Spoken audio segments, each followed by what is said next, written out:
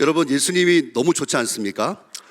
예수님 같은 분이 없어요. 그분이 우리를 사랑하시고 또 우리를 도우신다는 그 사실이 우리가 눈에는 보이지 않지만 그것이 믿어진다는 사실이 얼마나 감사한지 모르겠습니다. 제가 처음 태어났을 때에, 처음 태어났죠? 두 번째는 아니고 처음이죠. 태어났을 때에 저희 집은 이렇게 기독교 집안이 아니라 불교 집안이어가지고 태어나면서부터 저는 이 절에서 이렇게 자랐고 이 절의 문화와 또 이 절간 속에서 살았습니다. 또 이 스님들이 비구니들, 여자 스님들이었거든요. 또 저희 집안에 이 할아버지가 우리 교회로 말하면은 교회의 수석 장로님급이었어요. 저를 이렇게 책임지고 먹여 살릴 수 있는 사업을 또 크게 하셨기 때문에 재정적인 뒷받침이 있었기 때문에 또 그렇겠죠. 자라면서 제 또래들은 주일학교를 다닐 때 저는 어린이 불교학교를 다녔고, 저는 제 친구들은 여름 성경학교 때 성경 암송할 때 저는 반야신경을 외워가지고 지금도 툭 치면은 마까지 다 하지 않겠습니다. 이렇게 나와요. 그리고 세례 받을 때, 친구들 세례 받을 때 교회에서 저는 이제 약식으로 그 불교에서 원래는 이렇게 팔 위에다가 불똥 같은 거 큰 거 올려놓거든요. 그걸 입적이라고 하는데 그 약식으로 해서 향으로 해서 이렇게 툭 찌릅니다. 해서 그렇게 했어요. 그래가지고 불교 문화 속에서 이런 한마디씩 말씀드리면 귀신 섬기는 문화죠. 그 문화 속에서 이렇게 자라다가 하나님의 어떤 구원의 손길을 통하여서 교회를 처음 가게 됐는데 제가 놀란 것은 뭐냐면은 우리 아까 표현했던 이겁니다. 하나님은 너를 사랑한다라는 거예요. 이게 저는 너무나 충격이었던 거예요.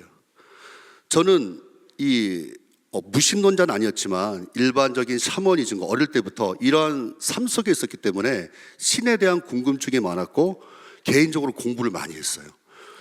심지어 고등학교 다닐 때 저기 일산 가면 제 친구가 있는데 큰 교회 담임 목사님 한 분이 계세요. 그분이 고등학교 때 전도하면은 지금도 서점 가면 있는 것 같아요. 인생 12진법이라는 그 전봐주는 책을 가져가지고 그 친구가 전도하면은 전도받은 친구를 제가 다시 저한테 오게 한 다음에 500원의 별자리를 봐주고 너 인생을 봐주고 또 그렇게 살면 안 된다고, 그걸 믿으면 안 되고 내가 말하는 이 길로 가면은 너는 10년 후에 20년 후에 이러한 삶을 살게 될 거야, 그런 거예요. 그렇지만 여러분, 제가 그 속에서 그러한 세계 속에 있었지만 그 신이 저를 사랑한다라는 이런 말은 단 한 번도 들은 적이 없어요. 보호해주고 지켜주고, 이것도 내가 돈을 낸 만큼 부적, 그러니까 일반 종교는 계약 종교라고 하죠. 내가 돈을 얼만큼 낸 만큼 그 신이 나를 보호해주고 지켜준다는 거죠. 그런데 제가 교회를 다니고 예수님을 알아가는 가운데 그분이 나를 사랑하시고 나를 위하여 십자가에 못 박혀 죽으셨고 나는 이제는 천국이 보장받은 하나님의 자녀가 되었다는 이 사실이 저는 너무나 큰 충격이었습니다. 시간이 흘러 이러한 사랑 속에서 하나님의 사역자로 부름받아서 하나님의 일을 하게 되는데, 여러분 우리가 그렇지 않습니까? 우리가 처음 예수님 믿을 때는 우리 안에 사랑이 넘치게 돼요. 성경에서는 첫사랑이라고 하는데 이 사랑 속에서 시작을 하였지만 어느덧 하나님의 일에 익숙해지게 되면은 우리 안에 소위 말해서 짬밥은 늘어나는데 하나님의 일에 대한 경험과 지식은 늘어나는데 내 안이 처음 믿을 때처럼 그렇게 순수하지 못해요. 여러분, 그 거울 있죠, 거울. 오래된 거울 특징 아십니까? 잘 관리하지 않으면은 아무리 청소해도 보이긴 보이는데 이게 잘 안 보여요. 이게 더러움이 마치 이끼 낀 것처럼 그렇게 되죠. 아무리 닦아도 안 되는 거예요. 우리가 하나님의 첫사랑을 잃어버리게 되면은 하나님을 안 사랑하는 건 아닌데, 하나님을 안 믿는 건 아닌데 내 안에 마치 내 자신의 투명한 모습이 안 보이는 것처럼, 하나님의 사랑이 잘 느껴지지 않는 것처럼 빛바랜 거울처럼 보여준다는 것이죠. 여러분, 오늘 짧은 시간, 이 시간 동안 이 고린도 전서 13장 1절에서 8절 말씀을 통하여 오늘 저와 여러분이 무엇을 회복하고 찾아야 되는가? 하나님의 사랑입니다. 여러분, 하나님의 사랑이 없으면 내가 아무리 주님의 일을 뛰어나게 하고 은사를 가져도 사나워져요. 정말 사나워집니다. 그 내용이 바로 고린도 교회 전체적인 내용인 거예요. 고린도 교회는 시작은 바울이 칭찬으로 시작하지만 한 장 한 장 넘겨갈수록 사도 바울이 갖고 있는 분노도 있고 아픔도 있고, 이 교회를 어떻게 해야 되나, 이 교회를 어떻게 하면 살릴 수 있을까라는 그런 고민이 많은 서신이 바로 고린도 전서입니다. 우리는 이 사랑장만 보기 때문에 그냥 사랑에만 도취되어 있지만, 이 말을 하기 위해서 사도 바울이 어떠한 고민과 그러한 어떤 번민 속에 있었는가. 고린도 교회는 첫 번째 문제는 분쟁이 있었습니다. 지도자들이 리더십의 영향력을 잃어버려가지고 나는 바울파, 나는 아볼로파, 나는 뭐 베드로파, 심지어 하다가 예수파가 있었어요. 예수파. 이게 말이 됩니까? 교회가 분란이 난 거예요. 그리고 또 어떤 일이 있었는가? 음행이 난무해가지고 아버지의 아내를 범하는 이러한, 그런데 이것을 잘못됐다고 말할 수 있는 자정 능력을 상실해버린 교회가 고린도 교회였습니다. 그 외에도 은사 문제로 해서 내가 가진 은사가 더 뛰어나다, 내가 방언을 몇 개나 하기 때문에, 내가 치유를 하기 때문에, 내가 이런 일을 많이 했기 때문에 내가 더 뛰어나다, 이런 말도 안 되는 분쟁이 고린도 교회에 있었다는 거예요. 그러면 여러분, 이러한 상황 가운데서 저와 여러분은 어떻게 하겠습니까? 몽둥이를 들든지 회초리를 들든지 그럴 텐데, 사도 바울은 분노된 마음, 격앙된 마음도 있었지만은 오늘 13장에서 사도 바울은 이 문제를 회복하고 이 교회를 다시금 치유하기 위해서 필요한 것은 다른 것이 아니라 하나님의 사랑으로 돌아가야 된다는 것입니다. 여러분, 1절부터 3절까지의 말씀을 보게 되면은 한번 같이 한번 읽을까요? 시작. 내가 사람의 방언과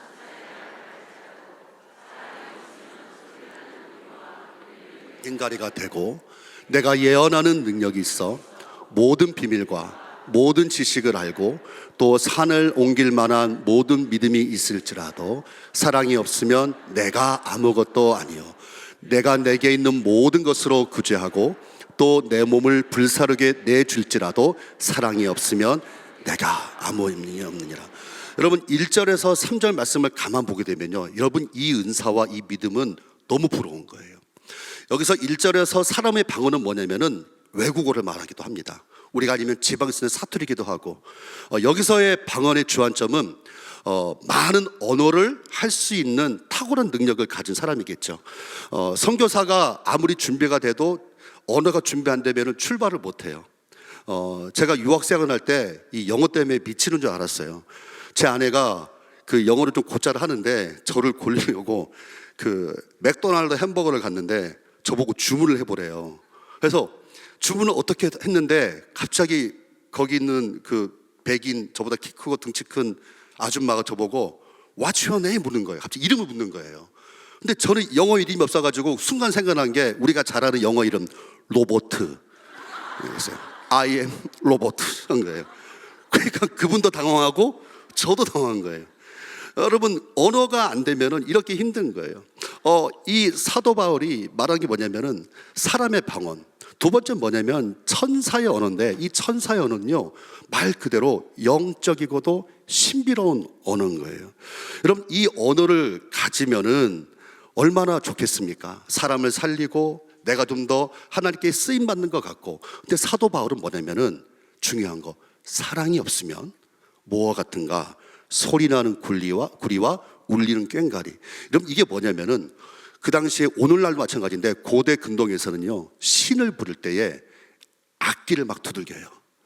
신이여 내게 오소서 그러면서 악기 뭐 꽹가리 진 같은 걸 막 그러는 거예요.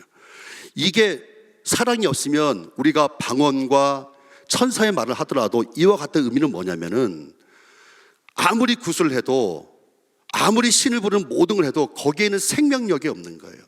여러분, 우리가 뛰어난 언어, 영적인 예지력이 있어도 우리가 그리스도의 사랑이 없으면 이와 같이 시끄러운 소음과 무의미하다는 겁니다. 두 번째 무언가, 여러분 2절을 보게 되면요, 2절도 너무나 사모되는 거예요. 예언하는 능력이 있어서 모든 비밀과 모든 지식을 알고 그리고 산을 옮길 만한 믿음이 있다 할지라도 뭐라고요? 사랑이 없으면 내가 아무것도 아니라는 거예요. 여러분, 예언의 능력이 우리 모두에게 임하길 바라겠습니다. 여러분, 과거를 설명하는 사람도 있고 현재를 설명하는 사람도 있지만요, 가장 세상에서 뛰어나고 영향력 있는 사람 뭔지 아세요? 미래에 대해서 설명할 수 있는 사람이어야 돼요. 여러분, 그게 바로 하나님께서 하나님의 교회에 주신 계시의 신비고 계시의 능력입니다. 교회는 이 세상에 일어나는 일을 똑같이 사회적인 시각과 해석으로 하면 안 돼요. 그것을 가지고서 하나님의 영적인 신비와 섭리 가운데 예언할 수 있어야 되고 해석을 할 수 있어야 됩니다. 산을 옮길 만한 믿음이란 뭡니까? 유대 사회에서는 산이라는 것은 난제를 말하는 거예요. 불가능한 거. 근데 이 모든 것들을 이길 수 있는 믿음이 있다 할지라도 가장 중요한 거, 사랑이 없으면 아무것도 아니라고 말합니다. 세 번째를 보십시오. 내가 내게 있는 모든 것으로 구제하고 내 몸을 불살하게 내어준다. 유명한 이 봉사, 평생을 다른 나라 사람들을 섬기면서 했던 그런 위인들이 있습니다. 우리가 잘 아는 마더 테레사, 슈바 있죠. 이런 분들이 있죠. 내 몸을 불사르게 내어준다는 것은 원어를 보게 되면은 분실을 실제로 한다는 의미인 거예요. 그럼 우리나라의 정치의 이 과정을 보게 되면은 이념 때문에, 이데올로기 때문에 내 몸을 실제적으로 불살라서 분신해서 죽은 분들이 있습니다. 그러나 성경은 그렇다 할지라도 사랑이 없으면 아무 유익이 없다는 겁니다. 여러분, 이 말을 바꿔 말하면 어떤 의미일까요? 내가 예언도 하고 내가 그러한 믿음도 있고 내가 남이 못하는 대단한 구제와 내가 순교자적인 삶을 살아도 사랑 없이도 이렇게 할 수 있다는 겁니다. 여러분, 이게 무서운 거예요. 우리가 많은 일을 할 수 있고 예수 이름으로 많은 것들을 펼칠 수 있지만 우리가 성경은 뭐라고 말하냐? 사랑 없이도 그렇게 할 수 있다는 겁니다. 여러분, 고린도 교회는 이 사랑 때문에, 이 사랑이 없음 때문에 사도 바울은 안타까워했습니다. 여러분, 이 고린도전서 방금 읽은 1절에서 3절 말씀을 다시 한번 보여주시면요, 이 말씀 안에서 이 말씀의 적용 대상이 누군가? 우리가 아니에요. 당신이 아니에요. 뭐라고 나오냐? 내가 안 돼. 2인칭이나 3인칭이 아니라 1인칭. 내가라는 거예요. 여러분, 우리는 나는 사랑이 많은데 당신이 사랑이 없어서 이렇게 된 겁니다. 우리는 그렇게 말해요. 나는 사랑이 많은데, 나는 문제 없는데 여러분들에게 그게 없어서 문제가 있다고. 그러나 성경은 뭐라고 말하냐? 아니라는 거예요. 내가 가장 문제라는 겁니다. 여러분, 사랑에 대한 소설도 있고 시도 있고 노래도 있는데 왜 사회는 이렇게 완악해지고 점점 냉랭해질까요? 여러 사회적인 이유도 있지만 저는 단 한 가지 그런 생각이 듭니다. 그것은 교회가, 그리고 작게는 하나님 믿는 제 자신이 이 세상 가운데서 성도로서의 역할과 교회로서의 역할을 하지 않았기 때문입니다. 여러분, 왜 그러는가? 여러분, 이 사랑이라는 단어는요, 다른 데서 찾을 수 없고 이 사랑은 하나님으로부터 시작하고 하나님으로부터 출발을 합니다. 우리 요한일서 4장 7절에서 8절 말씀을 함께 읽도록 하겠습니다. 시작. 사랑하는 자들아, 사랑하는 자마다 하나님부터 나서 하나님을 알고 사랑하지 아니하는 자는 알지 못하나니 이는 하나님은 사랑이니라. 아멘. 오늘 이 말씀에서 사랑은 어디 있습니까? 하나님 안에 있다라는 거예요. 여러분, 우리의 이 세상이 왜 이렇게 무너지고 혼란에 빠지고 정신이 없느냐? 잘못된 곳에서 잘못된 사랑을 찾기 때문입니다. 우리가 많은 하나님의 일을 하지만 왜 우리가 안에 공허한가? 하나님의 사랑이 내 안에 그만큼 충만하게 있지 못했기 때문입니다.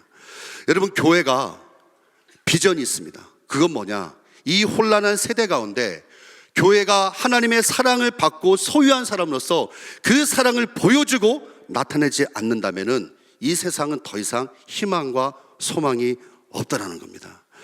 여러분, 그래서 우리가 아무리 신비한 능력과 하늘의 능력을 받았다 할지라도 하나님의 사랑이 우리 안에서 충만하게 임해야 됩니다. 마태복음 4장을 보게 되면은 우리가 잘 알고 있는 이런 말씀이 있습니다.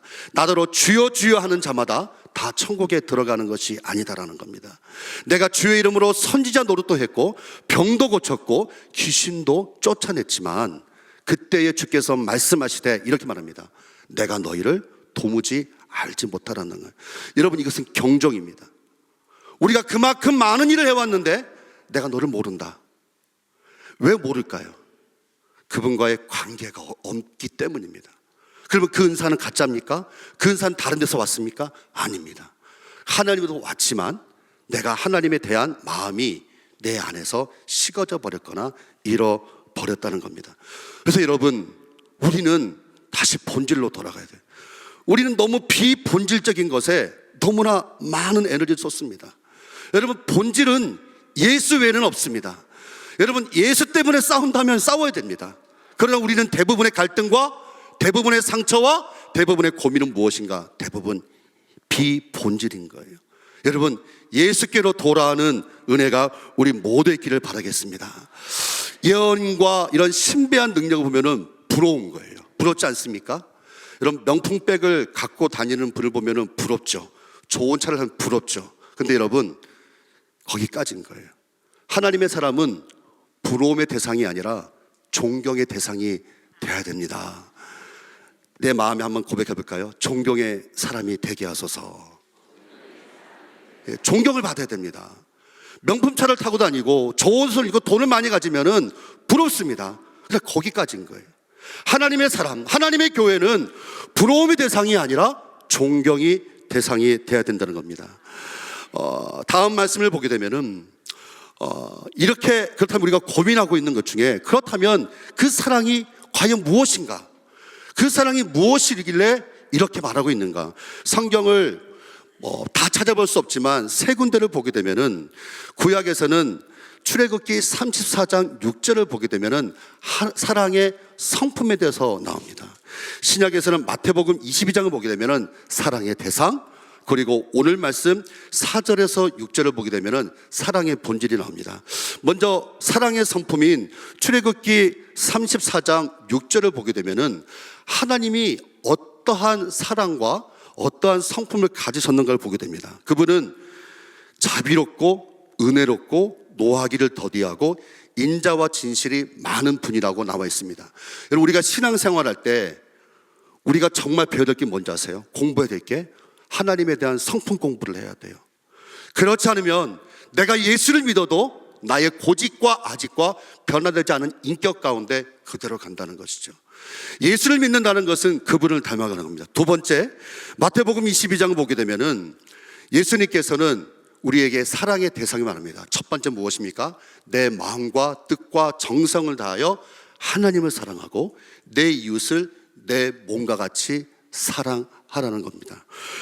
세 번째, 마지막에 오늘 본문을 보게 되면은 첫 번째는 사랑의 성품, 사랑의 대상이 있다면은 오늘 말씀에서는 사랑의 본질에 대해서 말합니다. 4절을 보게 되면 4절부터 6절까지 보게 되면은 사랑은 무엇인가? 사랑은 오래 참고 사랑은 온유하며 시기하지 않으며 자랑하지 않으며 교만하지 않으며 무례히 행하지 아니하며 자기의 유익을 구하지 아니하며.